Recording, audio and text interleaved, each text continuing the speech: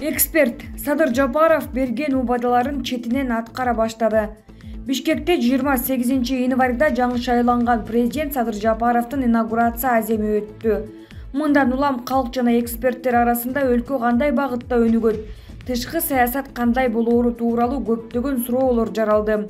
Бул сыяктуу суроолорго жооп алуу үчүн Пикир аймактык эксперттер клубу тарабынан Кыргызстан президенттик шайлоодон кийин саясий консенсуска келеби жана тышкы саясий артыкчылыктар кандай деген теманын алкагында конференция өткөрүлгөн.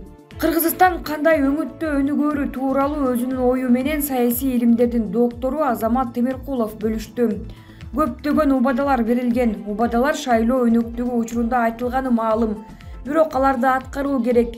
Алардын бири конституциялык реформа. Өлкөдө саясий партиялар өздөрүн терс жагынан көрсөтүштү жана бул системаны өзгөртүш керек эле. Референдум буга күбө дейт ал. Темиркулов белгилегендей, Жапаров өзүнүн экинчи убадасын аткарууда мамлекеттен уурдалгандарды кайтаруу. Садыр Жапаров элдин мүдөөсүн аткарууда. Өткөн жылдын акырында массалык түрдө атка минерлер камалып, мамлекетке акча каражаттары жана мүлктөрү кайтарып жатканын көрүүдөбүз.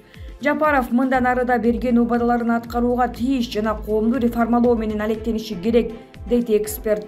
Булак Назар Ньюс чекиткейи. Биз 3-4 жылдан бери Бекеринен Атамбаевди, Сапар Исаковду бардык кылмыштары үчүн жоопко тартып, Конституцияда жазылган статьялар боюнча тиешелүү жазаларын толук алсын деп какшап жаткан жокпуз да. Себеби алар өлкө башында турушуп, мамлекет башкарып жатышып, өз элине душман кылбай турган кыянаттыктарды кылышкан. ТЭЦ, альтернативдик жол, датка демин подстанцияларын куруу планы Бакиевке тиешелүү болгон. Бул иштерди Бакиев өлкөнү энергетически независимый кыламын деген чоң максаттын алдында коюп баштаган болчу. Атамбаевдин башынан мындай акылдуу идея, келечекти көздөгөн жакшы ойлор эч качан чыкмак эмес. Атамбаевдин таланты бузуп кел, бүлдүрүп бер, митинг, төңкөрүш сыяктуу бузукулук иштерге абдан ыңгайлашкан. Эгер жашырбай ар бир буюмду аты менен атай турган болсок, Атамбаев менен Сапар Исаковдун Кытай менен болгон келишими, бул өз элине атайын кылган чыккынчылык. Мен атайын деген сөздү баса белгилеп жатам. Себеби келишим боюнча ар кандай сот иштери жүрө турган болсо, только Кытайда өтө турган кылып келишим түзүшкөн. Эгер биз тарап нааразы болуп сотко берсек, сот бизде эмес, международный арбитражный соттордо эмес, бир гана Кытайда болот. Бул деген эмнеден кабар берет? Атамбаев менен Сапар уурдагандарды билинбей калсын дешип, ушул акмакчылыкка макул болушкан. Кытайда өткөн сот эч качан биздин кызыкчылыкты колдобойт. Андан тышкары, эгер карызды өз убагында төлөй албай калсак, анда ТЭЦ, альтернативдик жол, датка кеминди башкаруу, иштетүү бүт кытайлыктардын колуна өтөт. Бул деген родинаны саткан менен барабар нерсе түшүнгөн адамга. Акаевдин өзөңгү кушту сатып жибергени, Атамбаевдин бул чыккынчылыгынын жанында бир тыйынга арзыбай калат. Ошон үчүн Атамбаевга эч качан жеңилдик болбош керек. Жаш эле алданып калды дешип, жугундукорлор чаң жугузбай жалап жуктап аппак көрсөтөбүз деген Сапар мышыкты. Жердин түбүнөн болсо да таап келип түрмөгө тыгыш керек. Жаш болбой жайрап калсын ошол качкын акмак. Ал эми азыркы бийликтин алдына койгон эң биринчи максаты Кытайдын карызда мүмкүн болушунча тез арада кутулуу.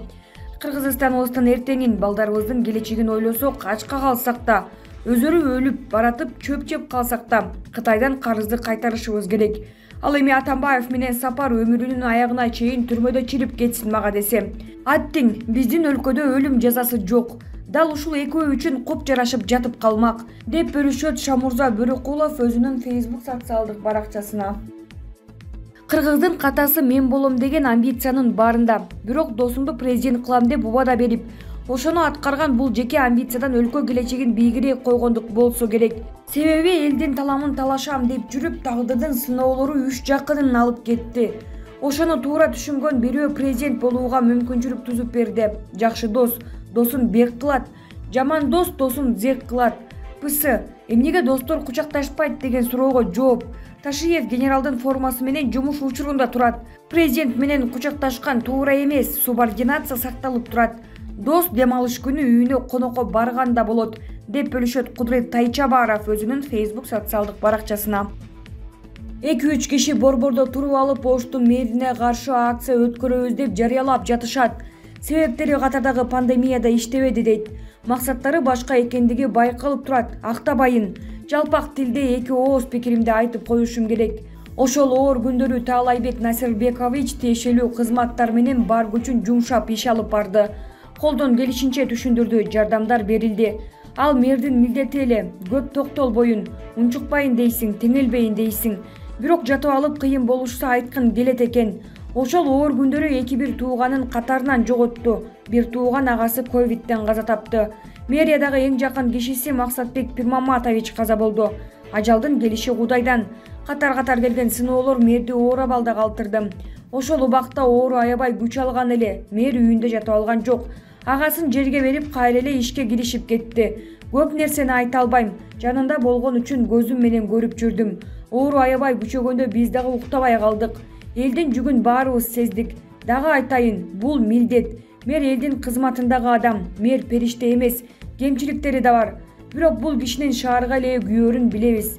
Сиздер да билип калдыңыздар, деп бөлүшөт Азамат Абсатаров өзүнүн Facebook социалдык баракчасына. Дворец Путина. Эрикпестен 2 сааттык видеону көрүп чыктым. Бул өтө оор жана кылдаттык менен даярдалган, кымбат тартылган видео. Алексей Навальный жалгыз өзү мындай эмгекти жасай албайт. Акчасын аябаган күчтүү мамлекеттердин чалгын кызматынын иши. Биздин Али Токтокуновдун ишине үндөшүп кетет. Айырмасы эле кишинин акылы жете бербеген чоң масштабында. Максаты эмнеде? Муну далилдеген күндө да Дворец Путина дебестен Дворец первого лица России десек так болгону турат. Путин аны тиги дүйнөгө көтөрүп кетпейт, кийинки президентке кыла турган нерсе экен. Кайсы президенттин двореци андан кем экен? Франциянынбы, АКШнынбы, Япониянынбы, Германиянынбы, Кытайдынбы? Ар биринин мындан кем калышпаган дворецтери бар. Элдин акчасына курулуптур. Кайсы падышанын же президенттин двореци өзүнүн айлыгына курулуптур. Мен тарыхта андайды уга элекмин. Билген болсоңор айткыла. Бир эле вариант калды. Эл тынч жашабашы керек. Бири-бири менен урушуп, жаңжалдашып, согушуп турушу керек. Антпесе кимдир бирөөлөрдүн курсагы тойбостон уйкусу качып, өздөрүн коерго жер таппай калышат окшойт. Алыска барбайын, кечээге эле карызыңарды төлөгүлө. Болгондо да өзүңөр становуңарда суткасына 24 саат, жумасына 7 күн тынбастан басып чыгарган чырайлуу кагаздарыңар менен эмес, эркекче алтын менен төлөп койгула деп талап коюшкан Саддам Хусейн, Муаммар Каддафи, Румыниянын сырткы карыздарын элдин жардамы менен төлөп, финансылык эркиндикке чыктык деп жарыялаган Николая Чаушескуну эсиңерге сала кетейин. Бул ошол максаттын, ошол долбоордун уландысы. Алексей Навальный ким? Ал ошол даяр материалды окуп гана бере турган биздин Али Токтокунов сыяктуу эле кымбат нарктагы диктор, деп бөлүшөт Тынычбек Анарбаев өзүнүн Facebook социалдык баракчасына. Камчыбек Жолдошбаев: ооба, мен спикердин кабинетинде олтурам. Жүздөгөн адамдар куттуктап жатат, 50дөн ашык. Өткөн жумада чагылган чекит KG'де депутат Камчыбек Жолдошбаевдин Ак үйдүн 7-кабатындагы Жогорку кеңештин төрагасынын кабинетинде олтуруп иштеп жатканы боюнча маалымат чыккан. Депутат ал үчүн Жогорку кеңештин иш башкармалыгына миллион сом төлөп бергени айтылган. Бул боюнча маалыматты Жолдошбаевдин өзүнө телефон чалып, тактоо аракеттерибизден майнап чыккан эмес. Бүгүн Камчыбек мырза бизге өзү телефон чалып, жогоруда айтылган маалыматты тастыктап, булар да айтты. Ооба, мен спикердин кабинетинде олтуруп иштеп жатам. Анын эмнеси бар экен? Ушундай сунуштар болду. Мамлекетке жардам болсун деп 50дөн ашык компьютер алып бердим. Менин кабинетиме жүздөгөн адамдар келип куттуктап жатышат. Сизди иш башкармалыкка миллион сом төлөп берди деп кесиптештериңиз жана ушул маселени жакшы билгендер айтып жатышат. Кимдер айтып жатышат? Мага фамилияларын айткандар айта берет да. Азыр жардам бергенди да көрө албагандар көп.